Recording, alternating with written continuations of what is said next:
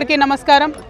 ఈరోజు నేను కౌన్సిల్లో మరొక మారు చైర్మన్ గారికి నా రాజీనామా యాక్సెప్ట్ చేయమని అడగడం జరిగింది। ఎందుకంటే నైతికత అనేటటువంటిది మనుషులుగా మన మనుగడకు చాలా అవసరం। నైతికత లేకపోతే మనుషులకు జంతువులకు తేడా ఉండదు। మనం మనుషులుగా ఒక సంఘంగా ఒక గుంపుగా ఒక పార్టీగా ఒక సంస్థలుగా ఆర్గనైజ్ అవ్వడంలోని అర్థం ఏంటంటే పెద్ద ఎత్తున సమాజానికి ఏదైనా మంచి చేద్దామని ఆర్గనైజ్ అవుతాం। టీఆర్ఎస్ పార్టీ పుట్టినప్పుడు తెలంగాణ రాష్ట్ర సాధన కోసం మరి అందరం కూడా కట్టడితో పనిచేసినాం।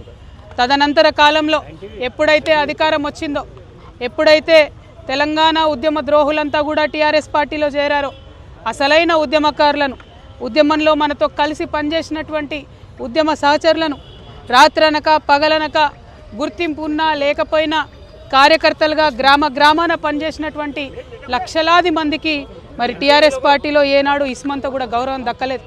వేలు పోస్టులు డైరెక్టర్ పోస్టులు ఖాళీగా ఉంటే ప్రభుత్వంలోకి వస్తే కనీసం ఒక తెలంగాణ ఉద్యమకారుడు కూడా పార్టీ నాయకత్వానికి గుర్తు రాకపోవడం చాలా శోచనీయం। తెలంగాణ ఉద్యమంలో వేలాది మంది ఆడబిడ్డలు పాల్గొంటే నాలాంటి ఒకరిద్దరికి తప్పితే అవకాశాలు వేరే వాళ్ళకి రాకపోవడం దారుణం। అవకాశాలు వచ్చిన నాలాంటి ఒకరిద్దరిని కూడా చిత్రహింసలు పెట్టి నానా విధాలుగా కట్టడిలు చేసి నానా విధాలుగా అవమానం చేసి రాజకీయంగా ఎదగకుండా చేసి మరి ఆ పార్టీ ఏం సాధించుకుందో తెలంగాణ ప్రజలకు చెప్పాలి। 9.5 సంవత్సరాలలో దాదాపు 14 లక్షల కోట్ల బడ్జెట్ పెట్టి అందులో 12 లక్షల కోట్లు ఖర్చు పెట్టి 1,89,00,000 కోట్లు కేవలం ఇరిగేషన్ పెట్టినటువంటి మరి బీఆర్ఎస్ పార్టీ కనీసం ఎందుకు పేద ప్రజలకు ఇండ్లు ఇవ్వలేకపోయిందో తెలంగాణ ప్రజలకు సమాధానం చెప్పాలి। మరి చేసినాం, కొంత మంచి చేసినాం, కానీ అది పర్మనెంట్గా అందేటట్టుగా చేయలేదు। ఇంకా పెద్ద ఎత్తున చేస్తారన్న ఆలోచన ఆశ తెలంగాణ ప్రజలకు ఉండే। బీఆర్ఎస్ పార్టీ నుండి ఇవాళ ఎంతోమందికి ఆశలు అడియాశలు అయిపోయినాయి। ఆశించినటువంటి వారందరం కూడా ఇబ్బంది పడ్డటువంటి పరిస్థితి। గౌరవాన్ని ఆశించినాం, గుర్తింపును ఆశించినాం। జనవరి 26 నాడో ఆగస్టు 15 నాడో జూన్ 2 నాడో ఒక తామ్రపత్రం ఆశించారు, అంతకుమించి మా ఉద్యమకారులు ఏం ఆశించలే। కానీ వాళ్ళకి ఎన్నడూ గుర్తింపు ఇవ్వలే, ఐడి కార్డులు అడిగితే ఆ గుర్తింపు ఇవ్వలే। వాళ్ళని కాదని కాంగ్రెస్ పార్టీని గెలిపిస్తే వచ్చినటువంటి కాంగ్రెస్ పార్టీ కూడా గత 2 సంవత్సరాలుగా మరి ప్రజలను ఉద్యమకారులను మహిళలను ముఖ్యంగా నిరుద్యోగులను విపరీతంగా మోసం చేస్తూ వస్తున్నది। ఈ 2 పార్టీలు కూడా తెలంగాణ ప్రజలను గత 12 ఏళ్లలో మభ్యపెట్టిండ్రు, మోసం చేసిండ్రు తప్పితే ఒరిగిందేమీ లేదు। అందుకే ఈ రాష్ట్రంలో తెలంగాణ పేరును తనలో నింపుకున్నటువంటి తెలంగాణ ప్రజల యొక్క రాజకీయ అస్తిత్వాన్ని కాపాడేటటువంటి పొలిటికల్ పార్టీ రావాల్సినటువంటి అవసరం ఉన్నది। తప్పకుండా తెలంగాణ జాగృతి ఒక పార్టీగా ఎదుగుతుంది, పొలిటికల్ పార్టీగా ఎదుగుతుంది। ఈ పార్టీ మరి తెలంగాణ ప్రజల పక్షాన నిలబడి పనిచేస్తుందని కూడా ఈ సందర్భంగా నేను తెలియజేస్తూ ఉన్నాను।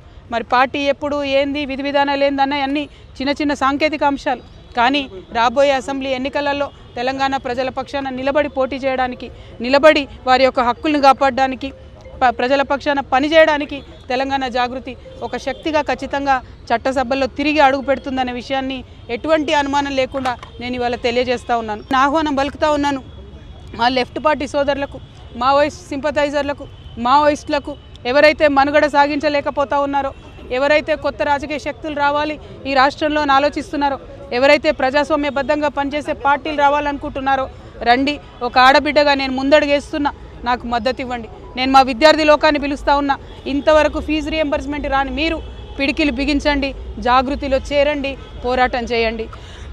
మా నిరుద్యోగ యువకులకు నేను పిలిపిస్తూ ఉన్నా, మీకు ఒక కొత్త రాజకీయ వేదిక వస్తుంది, మీ పక్షాన నిలబడి కొట్లాడడానికి, ఉపాధి అవకాశాలు కల్పించడానికి, మీకోసం పనిచేయడానికి ఒక కొత్త రాజకీయ వేదిక ఈ రాష్ట్రంలో రాబోతూ ఉంది।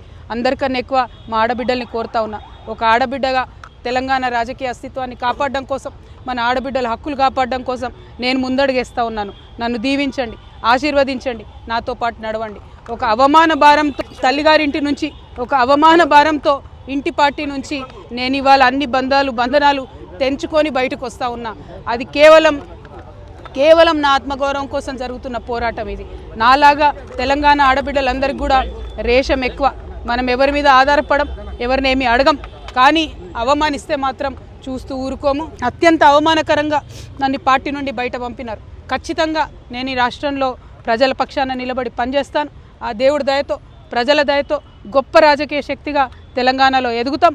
దానికోసం మా ఆడబిడ్డల సహకారం నాకు కావాలని చెప్పి నేను కోరుతా ఉన్నా. ప్రతి ఒక్కరి కోసం, ఆదివాసీల కోసం, గిరిజనుల కోసం, దళితుల కోసం, మైనారిటీల కోసం, ఆడబిడ్డల కోసం పనిచేసేటటువంటి ఒక కొత్త రాజకీయ శక్తి రావాలి.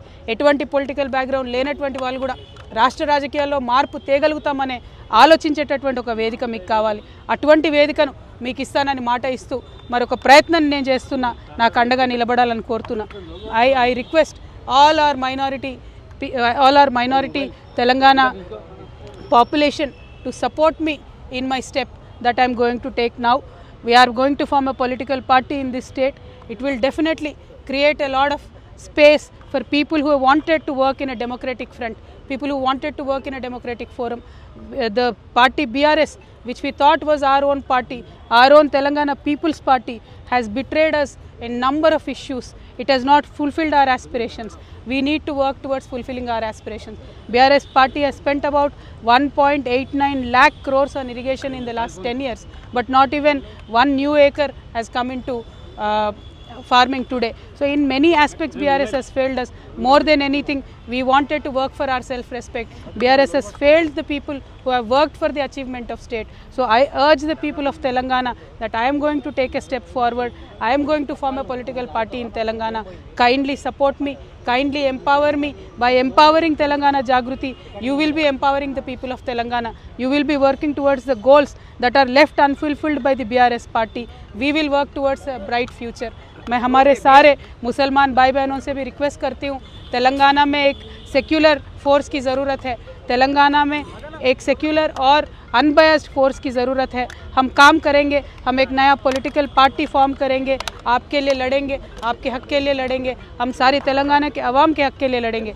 जिस तरीके से बहुत ही बेदर्दी से मुझे BRS पार्टी से निकाल दिया गया और जिस तरीके से मेरा इंसल्ट करके निकाल दिया गया, मैं आप सबसे रिक्वेस्ट करती हूँ, सेल्फ रेस्पेक्ट के लिए हम जीते हैं, सेल्फ रेस्पेक्ट के लिए हम मरते हैं.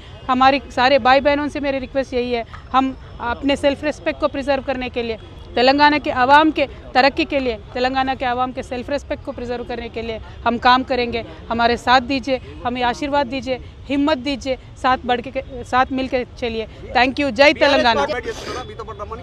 ఉద్యమకారులను నేను మొదటి రోజే రిక్వెస్ట్ చేశాను, మళ్ళీ కూడా రిక్వెస్ట్ చేస్తున్నాను. ఉద్యమకారుల హక్కు కోసం, ఉద్యమకారుల ఆత్మగౌరవం కోసం ఖచ్చితంగా పోరాటం చేయాల్సినటువంటి పార్టీల అవసరం తెలంగాణలో ఉన్నది.